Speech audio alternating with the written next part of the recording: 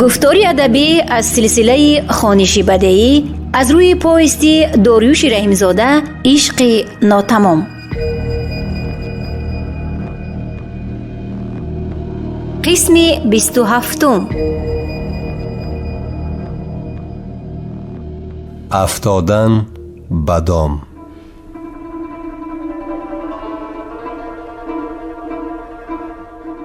یک دم به خود آمدم. لباسهایم را از میان پایین به در کرده جفیدم.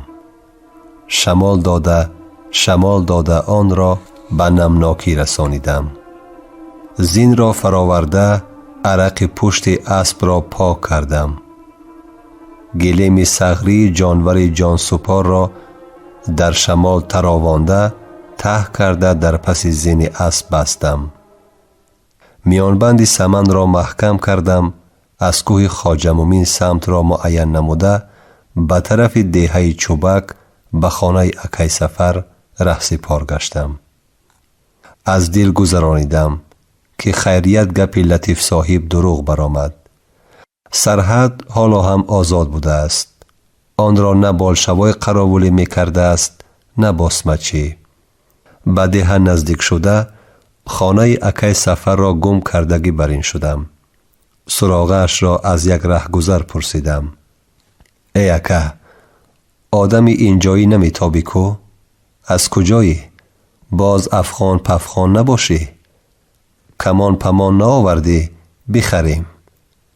انا خانه اکای سفر گفته به دستش اشاره کرده چشمانش علق پلق شد و در یک لحظه غیب زد.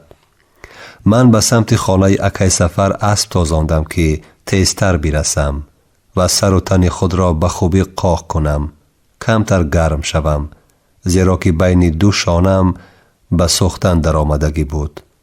همان وقت در قریه شومی کلدیش کسلی من از همین سر شده بود. بعد 10-15 دقیقه به منزل اکای سفر رسیدم. خیریت خود او در خانه اش بوده است. نو از اسب فرآمدم که اکای سفر آواز سمن را شنیده دویده از خانه اش برآمد. ای بیا دادر گفته مرا گرم به آغوش گرفت. احوالم را دیده به درون خانه به نزد دیگدان که در آن آتش فروزان بود دعوت کرد. من لباسهای خود را کشیدم. موزه و پیتابه هایم هنوز تر بودند. آنها را کشادم و خلطچه زری که آنجا پنهان بود از درون پایافزار و پیتابه ها گرفتم و به اکای سفر داده گفتم اکا، انا همین دولت و سولت من است که تا حالا مرا نمانده است از گشنگی مورم. التماس در یک آنجا پنهان کن، بعد میبینیم که از خدا باز چی می آید. اکای سفر آدمی رمزفهم و همدان بوده است. دیگر سؤال نکرد. تشچه را از پس کولی آرد گرفت. به کنج تاریکی خانه رفت. در یک زمان چقریچه کند. آن را تگ خاک نموده از بالایش گلیم را گردانده آن را به پایش سم کرد. ساربان دادر کی مرده کی زنده گفتند. انا همین جایش را فراموش نکنی. به امانت نشاید خیانت گفتند. غیر از من و تو و خدا دیگر هیچ کس اینجا را پیخست نمی شود. گم شوند همین 3 امان گناهکار گفته سرش را به کتفش برده یک تبسم ساده دلانه هم کرد.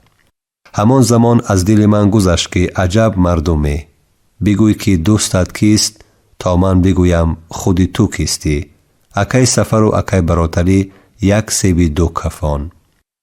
نو من پیتابه های خودم را خوش کرده ایستاده بودم که گرم به پای اسب ها به گوش رسید. اکای سفر دویده به بیرون برآمدنی شد.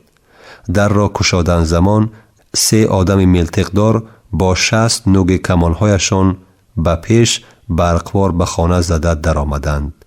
از جا نجنبید. دستهایتان را بالا بردارید گفته به آواز بلند صدا برآوردند. لباسهای مرا کافتند. برقاسا خانه را تهارو کردند. گویا سلاح می جستند. دستان مرا به پشتم بستند و یک تای آنها از آرنجم کشاله کنان به بیرون خانه برآورد. یک تای کلان نمایشان به اکای سفر تو هم پیش درآ. برای چی این باسمچی را به خانه جای دادی؟ گفته ادعا کرد. آقا خانه من نه در دارد نه دیوار. این آدم را من نمیشناسم. یک بیچاره در آب شیب شیلته التماس لباسهایش را خشک کردن نمود. ما هم به این بنده مسلمان نه نگفتیم. اظهار کرد کی سفر. چی رو تسیاه میکنی؟ او خانه تو را پرسیده آمده کو؟ گفت یک مردک چشم تنگ کوسنما که زبان تاجیکی را به زور گپ میزد و لباس ملکی داشت. پیش در لعین. معلوم می شود من خطای بزرگ کرده از رهگذر راه خانه اکی سفر را پرسیدم. کبک را آواز خودش به دام افشانیده است. گفتند بیگانه اگر وفا کند. همین طریق من و اکی سفر را به قسمت جنوبی دهه به انشاءات مسجد نما که در بالایش بیرق سرخ حاکم بود آوردند. در درآمدگاه آن بنا دو سرباز ملموی از دو طرف مثل هیکل راست می ایستادند. درون عمارت به چند خانه تقسیم کرده شده بود. معلوم بود که بالشوای مسجد را گرفته برای خودهاشان اداره کردند. داخل بنا واقعاً تازه و آزاده می نمود. آنها با میز و کرسی های نیمداشت مجهز بودند. بینای مأموری یک نمود اداره سخت و با نظام را می ماند. مرا همان شب در خانه علاهیده بیتی ریزه بندی کردند. روز دیگر 2 نفر وارد این خانه گشتند. اصل و نسب، موضع زیست، سبب فرار به افغانستان، مسیر حرکت، جای اقامت در آن کشور، با کی در کجا واخوردنم را به تفصیل سوال کردند. من جزئیات این سفر فاجعه انگیز را نقل کردم. حادثه تلف شدن خرامان را هم گفتم.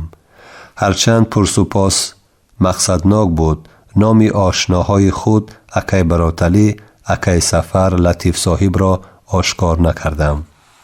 همچنین ترسیدم فاجعه ظلمه ظالم و کشتار آن لندهور را نقل کنم. گمان میکردم که نابود ساختن چنین حیوان هم گناهی وزنین است و عجب نیست مرا جنایتکار گفته جزا دهند. پرسنده من خود را ویلیشوف گفته معرفی کرد. این شخص لباس نظامی برداشت. یک آدم میان قدی عینکی لاغرندام بود. چشمان ترکی در منهش ریش کوتاه ماش و برنج و گونه های برجسته داشت. شخصی با اندیشه می نمود. سراسیمه نشده سؤال می داد گویا آنها را پیشکی اذیت کرده باشد و می خواست بار دیگر هر کلمه تلفظ می کردگیش را برا گوید تا که همصحبت او را خوب فهمد. به هر یک جوابی من با دقت گوش می کرد، اما افسوس که تاجیکی را نمی دانست. ازبکی گپ می زد. با ترجمان ویلیشوف چینگیز گفته مراجعت می کرد. این آدم تخمیناً 30-35 ساله بود. سله و جامه داشت. چشمان تنگ بیمشگان آبرو، پیشانی پراژنگ، بینی پچوق نوکپهن و آواز خراسی باریک داشت. با زبان شکسته تاجیکی سخن می گفت. اولین مراجعتش به من بسمچه لعین غارتگری گریزه بود. نمیدانم او سخنهای مرا به ویلیشوف چگونه ترجمه می کرد، اما بعد هر پاسخ من به زبان تاجیکی پدر لعنتی بسمچی رستشگو با کدام سپرش آمدی؟ با کی واخوردی؟ چند کس به کجا باید به سرحد وطن عزیزی ما هجوم کنه؟ وقتی من جوابی واقعی می دادم او آن را کوتاه و نمیدانم چطور ترجمه می کرد و درو خود به خود به شور آمده. دروغ میگی وطن پروش گفته از جای خیسته چند بار با مشت به سر و روی من می زد. برعکس ویلیشوف از دستش می داشت که او این کارش را بس کند. دفعه نوبتی پرسش چینگیز درباره سفر پرسید. من گفتم او چوپان است. گوسفندهایش را در موسم تابستان به شگنا می آورد. همانجا شناس شدیم. ناعلاج ماندم، خانه‌اش را سراغ کرده یافتم. دیگر به او یگان مناسبت ندارم. چینگیز: پدر لعنت، چند بار گفتم دروغ نگوی، روت سیاهی نکو گفته از جایش خسته به مشتهایش در سر و روی من با تمام قوت زد که قواقم کفیده از آن خون به سر و رویم شارید. ویلیشوف از جا جسته با زبان ازبکی او را حقارت‌های سخت کرد و به زور در کرسیش شیناند. چنگیز آرام نشده. او بسمچی بدمور، خائن و تن پروش گفت. من دیگر طاقت نکرده. آخر من از بسمچی های لعین تو می گفتگی گریخته، از ترس آنکه مرا همین خیل عذاب ندهند از وطنم فرار کردم. ندانستم بولشوی هم به ما خدازدگی های کمبغل همین خیل جبر می کند. و از چنگیز را گوشمال دادن ویلیشوف شیرک شده با اصرار طلب کردم که به او ترجمه کند. ویلیشوف هم گویا مرا فهمیده باشد نمود جدی گرفته با قهر و غضب به چنگیز نگاه کرد. بعد از شنیدن مطلب ترجمان: نه هرگز این خیل نیست. بولشوی طرفدار همه کمبغلان است. بولشوی حکومت کمبغلان است. تو نتوغری فکر میکنی. من این را شنیده آرام گرفتم. چون از ابروی کفیدم خون به بر رویم ریخت و دستانم به پشت بستگی بودند، من کوشش کردم آن را با بازوی چپم پاک کنم. این را دیده قهر و غضب ویلیشوف زیادتر گشته از جایش برخاست، با کاغذ پاره زخم را تازه کرده کمی داشته ایستاد که خون من شود. در این اثنا به چنگیز نگاه کرده به زبان ازبکی او را سخت سرزنش کرد. بعد پرسوپاس مرا در یک خانه محکم کرده هر روز 3-4 ساعت بازپرسی می کردند. در آخر آن کاغذها را به من خواننده امضای مرا می گرفتند.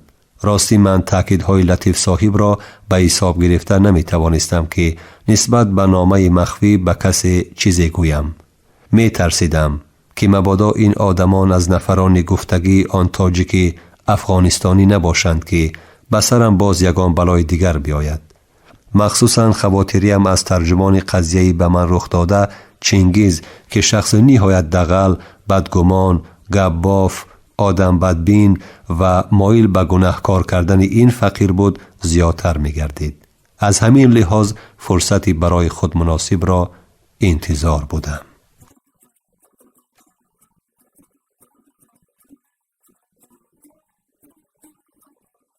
اگر خاموش بنشینم گناه است.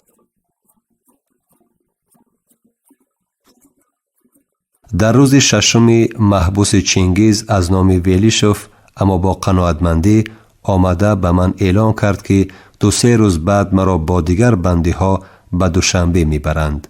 معلوم گشت که مسئله به طور بی بازگشت مشکل خواهد شد. علاج دیگر نداشتم. کمی فکر کرده به این مردک بدجهل گفتم. من فکر کردم و 1-2 معلومات مهم به یادم رسید. میخواستم همین را گویم. بگو خی، فرمان داد ترجمان. نه، این گپ را فقط به جناب ویلیشوف گفته میتوانم، تاکید کردم من. چنگیز سخت برآشفت. آخر ویلیشوف را جیغ زنم هم تو زبان او را نمیدانی.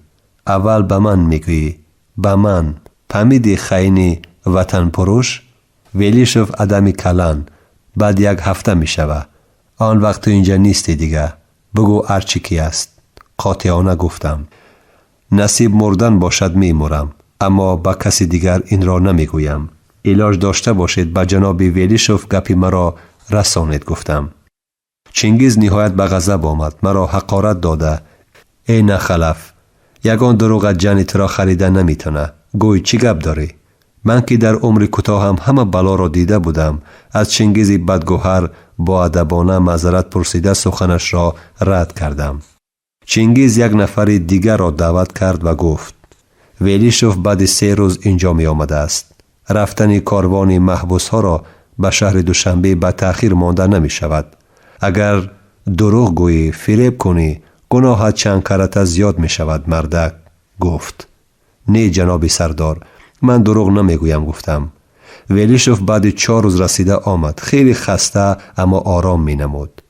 همصحبت من با چهره کشاد مصالحت آمیزانه. شما گفتید به من گپی مهم دارید. مرحمت، انا من ویلیشوف. از راهی دور محض به همین سبب پیش تو آمدم. درست جناب ویلیشوف، من گپی مهم دارم، اما میخواستم به اشتراک چنگیز گویم. اظهار کردم من. چنگیز که میخواست چون ماری سرکفته تلواسه زده مهم بودن خود را در نزد بولشوی کلان نشان دهد، از این کلام ناگهانی و جرأت من مثل سگی تیاغ خورده تیار بود به من هجوم کند. اما مناسبتی به صحبت اعتمادی مایل بودن با من را از جانب ویلیشوف دیده زبانش لال شده بود. میلش برا رو چینگیز، عثمان را دعوت کن بیاید، فرمان داد ویلیشوف.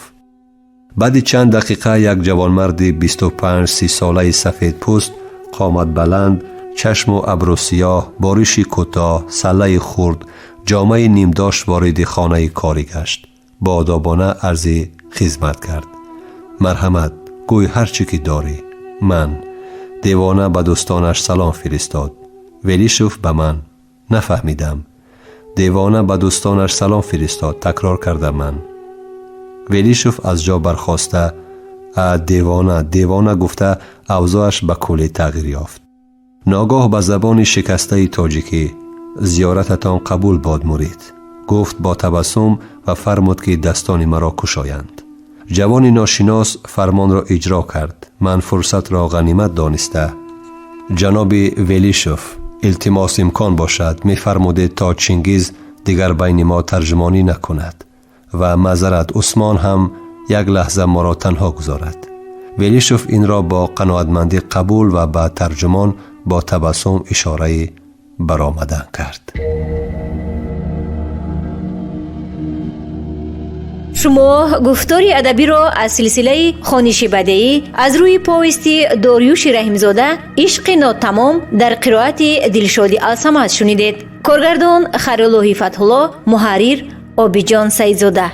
انجام قسم 27.